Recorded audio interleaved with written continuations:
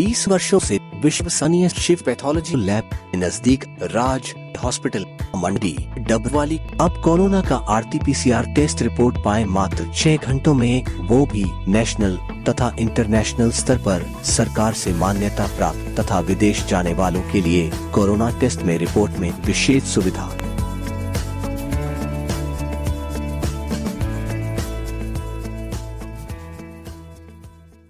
नमस्कार, तेज हरियाणा के special bulletin में स्वागत है। ये कोरोना का बुलेटिन है। इसमें हम आपको बताएंगे हरियाणा के तमाम जिलों में किस तरीके की स्थिति है, किस तरीके से हालात हैं, कितने नियंत्रण में है, कितने बेकाबू हैं। और आप इस वीडियो को शेयर जरूर कीजिएगा और कमेंट बॉक्स में अपने राय भी जरूर रखिएगा। हरियाणा में कोरोना का संक्रमण बेकाबू होता जा रहा है। हर दिन संक्रमितों की संख्या बढ़ती जा रही है। संक्रमण से होने वाली मौतों का आंकड़ा भी बढ़ता जा रहा है और डरा भी रहा है। अगर हम बुधवार का जिक्र करें तो हरियाणा में कोरोना ने पिछले सारे रिकॉर्ड तोड़े हैं। एक ही दिन में 45 लोगों को जान कोरोना की वजह से गंवानी पड़ी है और अब तक के सबसे ज़्यादा करीब 9,623 नए केस एक ही दिन में आए हैं। इनमें से अकेले गुरुग्राम से ही 2988 केस मिले हैं। बुधवार को 3928 लोग ठीक भी हुए हैं। यहाँ पर प्रदेश में अब तक कोरोना के 3,81,247 नए केस मिले हैं, जिनमें से 3528 लोगों की मौत अब तक हो चुकी है। 3,22,297 लोग ठीक हो चुके हैं। फिलहाल एक्टिव केस पूरे हरियाणा में अभी भी 55,422 है। रिकवरी दर घटकर अब 84.54% पर पहुंच गया है। प्रदेश में 3,38,000 से ज़्यादा जो लोग हैं, 33 लाख से ज़्यादा लोग हैं, उनको वैक्सीन अभी तक लगाई जा चुकी है। अब आपको हर ज़िले का आंकड़ा बताता हूँ किस तरीके से किस ज़िले में कितने केस आए हैं। गुरुग्राम में 2988 केस मिले हैं, 4 की मौत हुई है। फरीदाबाद में 1339 केस मिले, यहाँ पर 5 लोगों की मौत हुई है। सोनीपत में 960 केस मिले, यहाँ पर 5 की मौत हुई है। हिसार में 664 केस मिले, यहाँ भी 5 लोगों की मौत हुई है। अंबाला में 258 केस मिले हैं, लेकिन 2 लोगों की मौत हुई है। करनाल में 548 केस, 4 की मौत।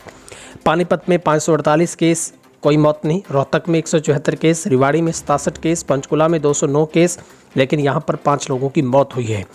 कुरुक्षेत्र में 235 केस मिले हैं, 1 की मौत हुई। यमुनानगर में 253 केस, 1 की मौत। सिरसा में 160 केस है। महेंद्रगढ़ में 61 केस मिले हैं। भिवानी में 211 केस मिले, 4 लोगों की मौत हुई है। झज्जर में 140 केस, पलवल में 42 केस, फतेहाबाद में 240, 3 लोगों की मौत।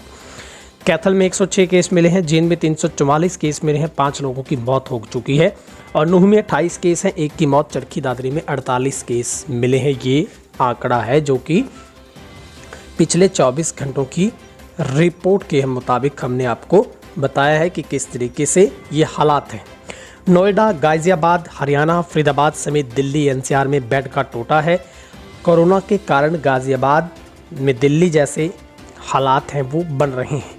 जींद के सिविल हॉस्पिटल का कोविड वार्ड फुल हो चुका है। फरीदाबाद में कुल 340 ICU आरक्षित हैं, जिनमें से 86 खाली हैं। कुल 100 वेंटिलेटर बेड में से 28 खाली हैं। जिले में कुल 340 ICU आरक्षित हैं। फरीदाबाद की हम बात कर रहे हैं, यहाँ पर 86 ICU हैं, जिसमें से 28 वेंटिलेटर खाली हैं। कुल 100 वेंटिलेटर बेड में से 28 खाली हैं। 5983 आइसोलेशन बेड हैं, इनमें से अभी 1078 बेड भरे हुए हैं। ऑक्सीजन का स्टॉक है, लेकिन जल्द खत्म हो सकता है। ऑक्सीजन की कमी दूर करने के लिए BK हॉस्पिटल में प्लांट बन रहा है, जो 1 सप्ताह में चालू हो जाएगा। ये यहाँ की स्थिति है। गुरुग्राम की बात करें तो अधिकांश हॉस्पिटल बेड फुल हो चुके हैं। कोरोना संक्रमितों की संख्या बढ़ने पर जिले के अधिकांश हॉस्पिटलों में ICU वेंटिलेटर बेड पूरी तरह से भर चुके हैं। मात्र 8 हॉस्पिटल में ऑक्सीजन बेड की उपलब्धता बताई गई है, जबकि 1 हॉस्पिटल में ऑक्सीजन, ICU व वेंटिलेटर की उपलब्धता है। लोगों को परेशानी न हो, जिला प्रशासन की ओर से GGN पोर्टल पर हॉस्पिटलों में बेड की उपलब्धता बताई जा रही है। 41 हॉस्पिटल में से मंगलवार शाम तक 8 हॉस्पिटल में ऑक्सीजन बेड उपलब्ध दर्शाए गए थे, जबकि ICU वेंटिलेटर 1 ही हॉस्पिटल में उपलब्ध है। ये स्थिति अब बन रही है। अब आपको अगली अपडेट भी बताते हैं। हरियाणा के स्कूलों में 22 अप्रैल से 31 मई तक गर्मियों की छुट्टियां हो गई हैं। कोविड के मद्देनज़र सरकार ने ये स्कूल कैलेंडर को बदल दिया है। हरियाणा में कोविड के बढ़ते प्रकोप के मद्देनज़र सरकार ने ग्रीष्मकाल घोषित कर दिया है। प्रदेश के सभी स्कूलों में इस बार 22 अप्रैल से 31 मई तक ग्रीष्मकाल होगा। पहले 1 से 30 जून तक की गर्मियों की छुट्टियां हुआ करती थी। सरकार ने कोरोना की दूसरी लहर तेज होने पर इस बार कैलेंडर में बदलाव करते हुए पहले ही गर्मी की छुट्टियां कर दी है। शिक्षा मंत्री कंवरपाल गुर्जर ने बताया है कि घोषणा हुई है। कोरोना केस बढ़ने पर स्कूलों में 30 अप्रैल तक स्कूल ने पहले से 12वीं विद्यार्थियों की छुट्टियों की हुई थी। स्टाफ दैनिक कार्यों के लिए नियमित रूप से स्कूल में आता रहेगा। सरकार दूसरी कोरोना की जो लहर उससे कहीं ना कहीं घबराती हुई नज़र आ रही है। ऐसे में तमाम जो बंदोबस्त हैं वो किए जा रहे हैं। तो ये पूरा डेटा हमने आपको बताने का प्रयास किया है कि किस तरीके से हरियाणा में इस वक्त कोरोना की स्थिति है।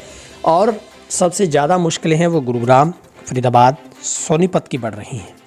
अगर रिकवरी रेट के मामले में देखें तो रेवाड़ी, महेंद्रगढ़ की बात करें तो अभी तक यहाँ पर लगभग 95% के आसपास का रिकवरी रेट है। और सबसे ज़्यादा एनसीआर ज़िले हैं। फरीदाबाद की बात कर लीजिए, गुरुग्राम की बात कर लीजिए, ये ज़िले हैं जो लगभग यहाँ पर स्थिति बड़ी मुश्किल हालात भरे हो रहे हैं यहाँ पर। और बाकी सब ज़िलों में कुल मिलाकर ठीक ठाक है, लेकिन केस जरूर बढ़ रहे हैं।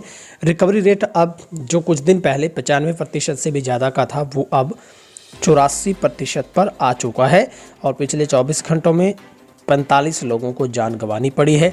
सबसे ज़्यादा मौतों की भी अगर हम बात करें तो पूरे हरियाणा में एकमात्र 391, गुरुग्राम, फरीदाबाद में 451 लोगों को जान गंवानी पड़ी है। सोनीपत में 100 लोगों को जान गंवानी पड़ी है। हिसार में 364, अम्बाला में 189, करनाल में 201 लोग मरे हैं अब तक कुल। पानीपत में 182, रोहतक में 163, रेवाड़ी में 77, पंचकुला में 173, कुरुक्षेत्र में 166, टीकमगढ़ में 192, सिरसा में 131, महेंद्रगढ़ में 22, भिवानी में 164, झज्जर में 104, पलवल में 39, फतेहाबाद में 152, कैथल में 83, जींद में 126, नूंह में 32 और चरखी दादरी में 26 लोगों को जान गंवानी पड़ी है। तो ये पूरा मौत का आंकड़ा है। और हम कोशिश करेंगे कि आपको कोरोना बुलेटिन भी रोज़ाना शुरू किया जाए ताकि आप तक सही अपडेट पहुँच सके, क्योंकि बहुत सारी ऐसी अफवाहें और ऐसी अपडेट सोशल मीडिया पर आती है जिसकी वजह से बहुत कुछ गलत परोसा जाता है, बहुत झूठ परोसा जाता है। कुछ इस तरीके की खबरें भी आती हैं कि कोरोना बेकाबू हो गया है, अब हालात इतने बुरे हो गए कि लोग मर रहे हैं। लेकिन फ़िलहाल जो रिपोर्ट हम आपको बता रहे हैं वो बहुत ही ऑथेंटिकेट सरकारी बुलेटिन के मुताबिक, सरकार जो भेजती है उसके मुताबिक, और देश की बहुत ही विश्वसनीय ऐसी वेब पोर्टल के माध्यम से हम आपको बताते हैं रिव्यू करने के बाद, जिससे हमारे दर्शक तक सही जानकारी पहुंचे। हमारा कतई मकसद नहीं है कि टीआरपी के चक्कर में आपको कुछ ऐसी बातें बताना जो बहुत ही भ्रमित हो, जो बहुत ही पत्रकारिता के खिलाफ हो, पत्रकारिता के नियमों को ताक पर रखकर सिर्फ टीआरपी का खेल खेला जाए, ऐसा कुछ नहीं है। हम आप तक सीधी और स्पष्ट और सत्यता के आधार पर बात बताते हैं। उम्मीद करते हैं हमारे दर्शक बहुत सूझबूझ हैं, तेज रहना को इतना प्यार दे रहे हैं। आप लगातार सब्सक्राइब कीजिए। अब पब्लिक ऐप पर भी उपलब्ध है, वहाँ पर भी आप फॉलो कर सकते हैं। बहुत बहुत शुक्रिया, अपना ख्याल रखें। हमारी गुजारिश, तेज रहना के माध्यम से मास्क का इस्तेमाल जरूर करें। आप मास्क पहने, अपने बच्चों का ख्याल रखें और हाथों को बार बार धोते रहें, सैनिटाइज करें और जितना हो सके भीड़ में आप कम शामिल होइए। बहुत बहुत शुक्रिया, आप सबका दिन शुभ रहे।